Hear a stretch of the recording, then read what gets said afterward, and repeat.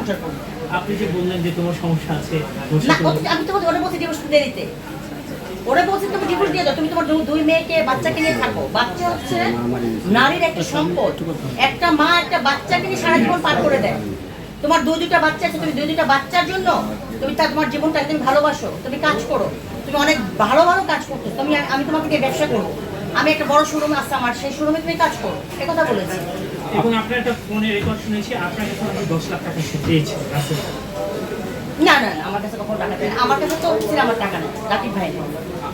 আমার সাইড থেকে একটা শেষ প্রশ্ন, সেটা হচ্ছে যে রাসেল আমার কাছে কখনো টাকা নেই, কখনো টাকা চেয়েছিল কিনা 10 না, নাটকটা 1 লাখ টাকা নাটকের জন্য চাইছিল, অবশ্যই আমার এই মুহূর্তে টাকা দেওয়ার সামর্থ্য নাই, আমি এখন নাটক বানাবো না, আমি এক টেলিভিশনে আমার অনুমোদন আসে তারপর আমি নাটক বানাবো। আমার সাইড থেকে শেষ প্রশ্ন, সেটা হচ্ছে যে অনেকেই সামাজিক যোগাযোগ মাধ্যমে অনেকে ধারণা করতেছেন যে রাসেল মিয়া আপনার ভাই, যেটা আমার এক সহকর্মী বললেন যে অনেকে জানতো যে হয়তো পারিবারিক সম্পর্ক, যেটা আপনি ক্লিয়ার করলেন। আপনার খুবই ঘনিষ্ঠ একজন মানুষ, আপনি তাকে স্নেহ করেন, পছন্দ করেন। এখন রাসেল মিয়া হচ্ছে বর্ষার যে মামলা, সেই মামলায় সে এখন খুব সম্ভবত কারাগারে থাকার কথা। অনেকে ধারণা করতেছেন যে আপনি খুব শীঘ্রই রাসেল মিয়াকে মুক্ত করে আনবেন, এটা আসলে অনেকে বলছেন। আচ্ছা, আমি অনেক মেন্টাল প্রেশারে আছি, আমার ব্যবসা করতে, কারণ এই একের পর এক ঝামেলার কারণে আমার ব্যবসা বাণিজ্য অনেক ক্ষতি করছে। হ্যাঁ, আর আমার সারাক্ষণ আমার বায়ান নিয়ে বা আমি সামাজিক কাজ করি, আমার আসলে কখনো আমি কারো জন্য দুটো দিন সময়, সেই সময়টুকু কিন্তু আমার নেই। ঠিক আছে, আমাকে অনেক ফোন আসছে সকাল থেকে, যখন আমাকে মেসেজ পাঠালে সাংবাদিক, তখন আমার ম্যানেজার আমাকে মোবাইল দিয়েছে, তুমি করছো আর কে কে জানি করছো, তুমি করছো, তো তোমাদের নাম্বার আমার কাছে সেভ ছিল না। তো আমি তো আমি কখন কার পাশে দাঁড়াই সেটা তো একমাত্র আল্লাহ পাকই জানে। যখন আমি দেখবো একটা মানুষ নিচে তার পাশে দাঁড়াবো। আপনার কাছে মনে হয় কি রাসেল মিয়া কি নির্যাতিত, নাকি রাসেল মিয়াও যে ফেসবুক লাইভে এসে বলেছেন সে নির্যাতিত, বর্ষাও আজকে বলছে সে নির্যাতিত, কিন্তু আপনার কাছে কি মনে হয়, আপনার যেহেতু আপনার দুইজনের ভিতরে একজন সমন্বয় হিসেবে ছিল? বর্ষা আসলে অনেক বেশি ভালোবাসে ওকে, ঠিক আছে, বর্ষা রাসেলকে অনেক বেশি ভালোবাসে বলে কিন্তু বর্ষা অনেক অসুস্থ হয়ে গেছে। কিছুদিনের মধ্যে ও হিজাব ধরেছে, ও আল্লাহ ভক্ত হয়ে গেছে, 5 ওয়াক্ত নামাজ পড়তেছে, আমার সাথে ছিল তো গত 2-3 মাস। বর্ষার মধ্যে অনেক চেঞ্জ আসছে। এই চেঞ্জটা তখনই আসে যখন একটা মেয়ে কাউকে ভালোবাসে, সে বর্ষাকে রাসেলকে ভালোবাসছে। রাসেল যদি আগে তার কোনো ঘটনা থেকে থাকে সেটা আমি জানি না। বর্ষা যে স্টেটমেন্ট আমাকে দিয়েছে, যে ডকুমেন্টগুলো আমাকে পাঠিয়েছে, যেগুলির মধ্যে আসলে রাসেলকে বলে যে রাসেল ওটা নির্যাতন করেছে, এরকম বলছে আমার কাছে, এটা আমাকে পাকিস্তানের ভিডিও, এবং কয়েকটা মেয়ের সাথেও বর্ষা কথা বলার সময় ভিডিও করে সেই বয়সগুলো আমাকে পাঠিয়েছে। আর রাসেল আমাকে বলে, আপা যদি কোনো মেয়ে আমার সাথে সংসারই করে তাহলে সে কেন আমার সাথে কথা বলার সময় কথা রেকর্ড করে? আমি হাজব্যান্ড, আমি টাকা লোন নিতে পারি, লোন চাইতে পারি। একটা মেয়ে যদি তার হাজব্যান্ডের সাথে সংসার করতে চায়, সে কখনোই তার হাজব্যান্ডের কথা রেকর্ড করবে না। আপনি আপনার হাজব্যান্ডের কথা রেকর্ড করেন? আমি বলছি না। বলে তাহলে আমি তো সংসার করতে চেয়েছিলাম, এটা হচ্ছে রাসেলের ওপর। আর বর্ষা বলতেছে যে আপা ও আমাকে এভাবে মানসিক অত্যাচার করে, আর তোমার সাথে আমি সেটা পছন্দ করতেছে।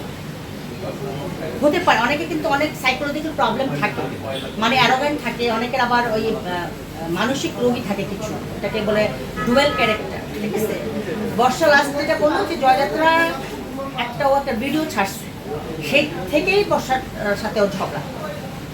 বর্ষা আমার সাথে মিশুক সেটাও চায় না, বর্ষা ডিএ তাইবের সাথে মিশুক সেটাও চায় না, বর্ষা কার সাথে মিশুক সেটাও চায় না, বর্ষা লাইভ করুক সেটাও চায় না।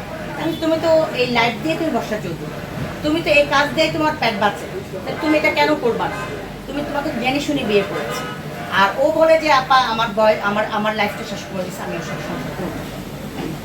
এই হচ্ছে আচ্ছা, সর্বশেষ একটা প্রশ্ন। তবে বর্ষা সংসার করতে চাইছে। আপনার যে সিনেমাটার কথা বললেন, এটা কি শুটিং শেষ? হ্যাঁ, আপনি যে সিনেমাটার কথা বললেন, শুটিং তো অনেক আগে শেষ, আমি টাকার জন্য এডিটিং করি নাই, অনেক টাকা খরচ, তো এখন ডাবিং শেষ আছে, এডিটিং শেষ। আচ্ছা আপু, সর্বশেষ একটা প্রশ্ন, সেটা হলো যে বর্ষা যে অভিযোগটা এনেছে রাসেল মিয়ার বিরুদ্ধে, এই অভিযোগটা যদি সব কিছুই সত্যি প্রমাণিত হয়, আপনি বলছিলেন একটু আগে যে আমি নারীদের পাশে থাকি সবসময়, নারী উদ্যোক্তা, সব কিছু মিলিয়ে, তো আসলে আপনার দিক থেকে কি আশা করতেছি আমরা? আমি তো সাপোর্ট পাবো বর্ষাকে তো আমি গত 3 মাস মেন্টাল সাপোর্ট দিয়ে আসছি। বর্ষাকে জিজ্ঞেস করেন, বর্ষাটা আমার সাথে, ওর সাথে ঘুমাইছে একদিন, ওর সাথে ঘুমাইছে না আমার, ওর সাথে ঘুমাইছে, আমার সাথে আছে, আমার সাথে সারাক্ষণ আমার সাথে থাকে। কিন্তু মানুষের খুব মানে ওকে খাওয়াচ্ছি, আমি বললাম না হেলেন্স গেছে, ওকে বলছে ডিম এনে দাও, 2 দিন খেতে, 3 দিন 4 দিন না খাওয়াও, ঝগড়া করতেছে। অবশ্যই নারীদের পাশে, সবসময় আমি নারীদের পাশে ছিলাম, কারণ পুরুষ শাসিত সমাজ তো আমাদের, আমি তো নারীদের পাশেই থাকবো, এটা তো মানে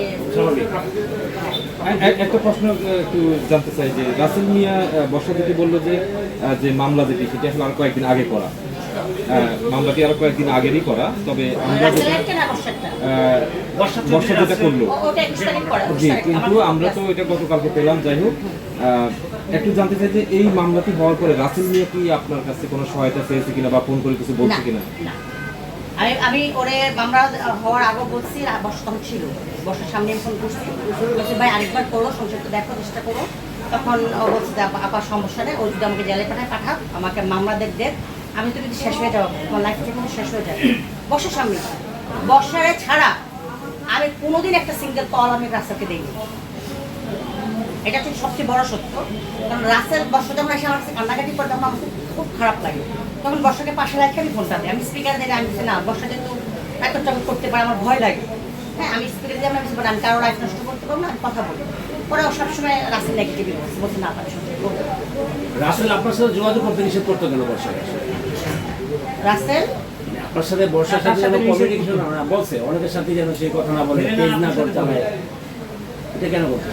এটা আমাকে মানে বর্ষা বলছে, রাসেল বলে, বরং রাসেল গতকালকে আমাকে একটা দিছে, এসএমএস দিছে যে আপা আপনার হেলেন্সের মালগুলি, আমার তো করোনার সময় আমার বন্ধু, আমি ঝামেলায় ছিলাম, মোট 4 বছর যাবত আমার দোকানটা বন্ধ, তো বলছে এই মালগুলি আপনি বর্ষাকে দিয়ে লাইভ টেক করায় সেল করে দেন, আপা ওকে দিয়ে লাইভ করে আপনার জিনিসটা সেল হয়ে যাবে।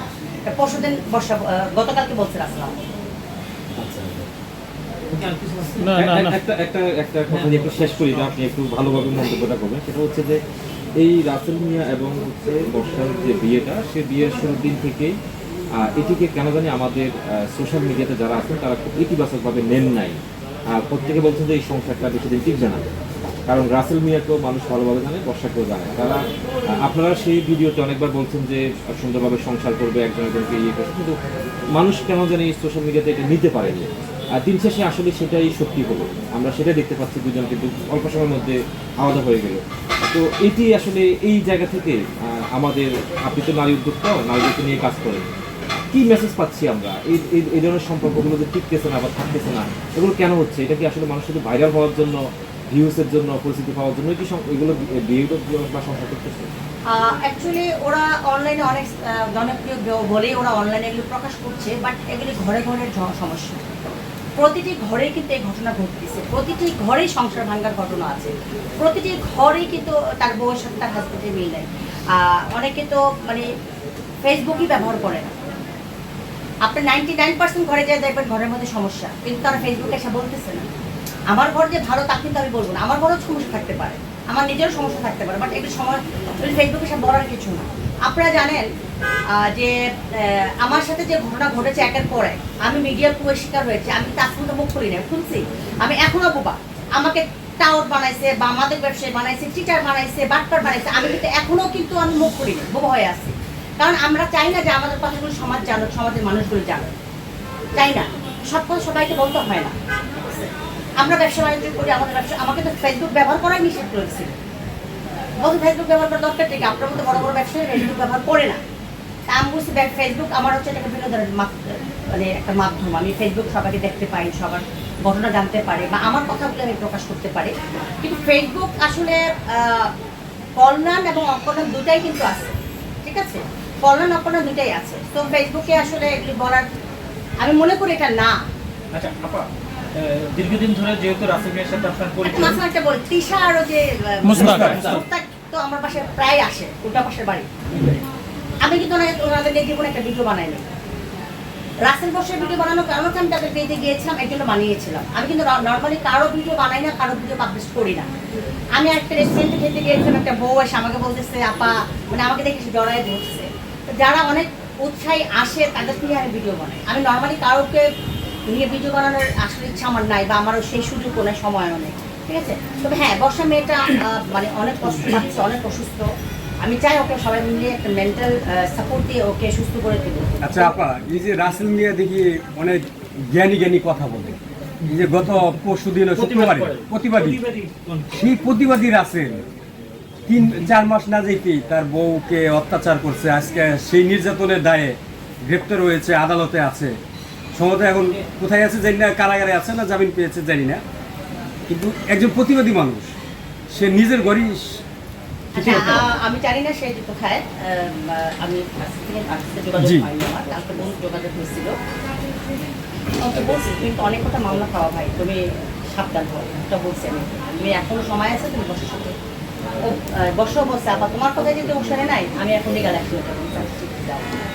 আচ্ছা, আর রাসেল প্রতিবাদী ঠিক আছে, আমাকে যখন প্রথমবার আমার সাথে মিডিয়া পুরস্কার হয়েছেন তখনও রাসেল আমাকে নিয়ে কথা বলেছিল যে আমি হাজার হাজার অভিভাবক, হাজার হাজার শ্রমিকের অভিভাবক, আমার উপর যে নির্যাতনটা হচ্ছে এটা মোটেও ভালো হচ্ছে না। এখন তাকে আবার ডিবিতে নিয়ে নাকি বলছিল যে আমার আঙ্গুলগুলি কেটে দেন, আমি এই ডিলেট করবো না।